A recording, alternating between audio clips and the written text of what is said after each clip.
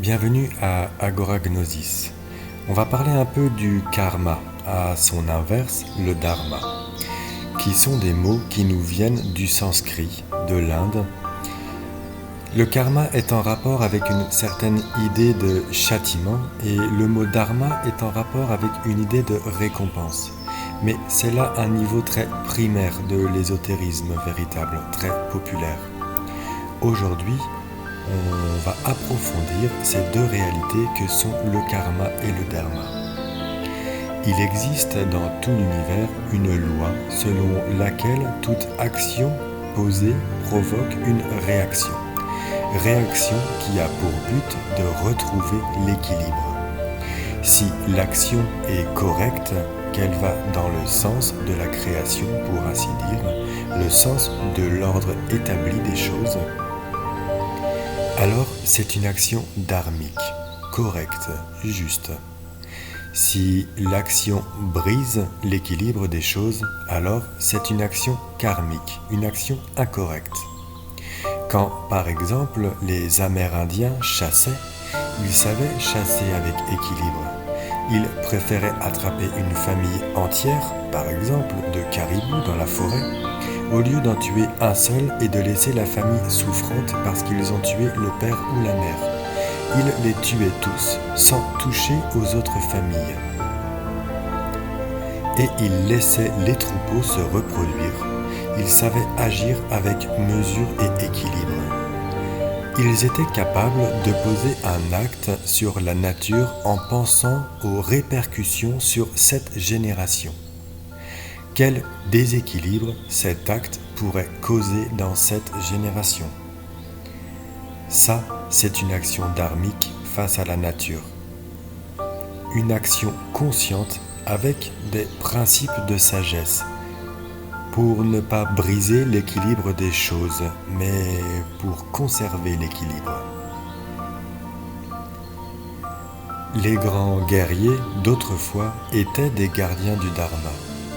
Si vous lisez le Mahabharata, si vous regardez les papyrus de l'ancienne Égypte, vous allez voir qu'ils avaient des codes éthiques, parce que la morale, c'est subjectif, ça dépend des lieux et des époques.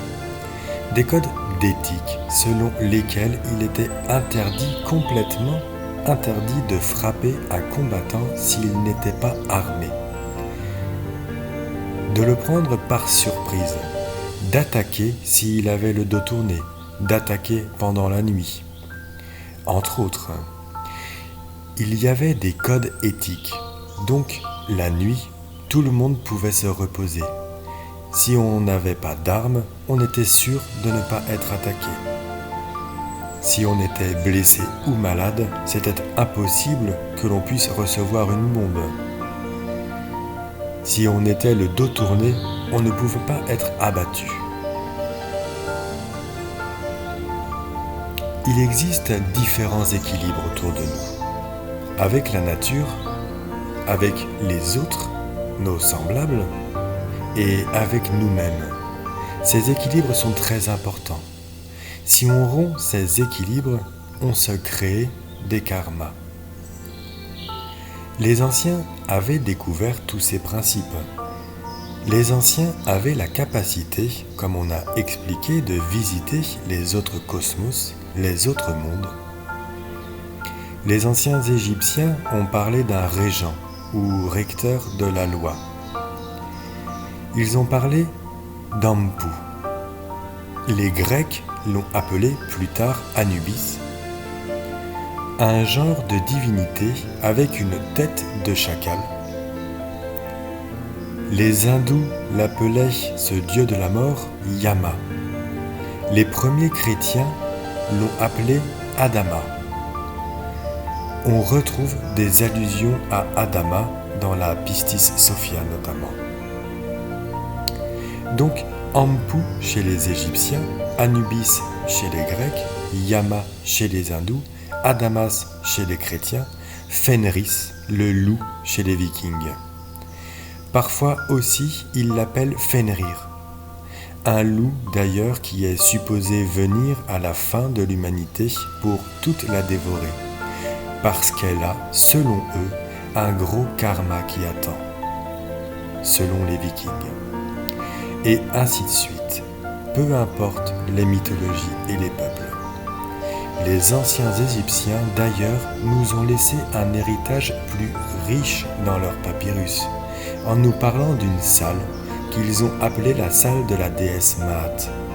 Une salle qui existerait, selon eux, dans les dimensions supérieures et où ce personnage Anubis ou Ampu, à tête de chacal, serait le grand juge des âmes.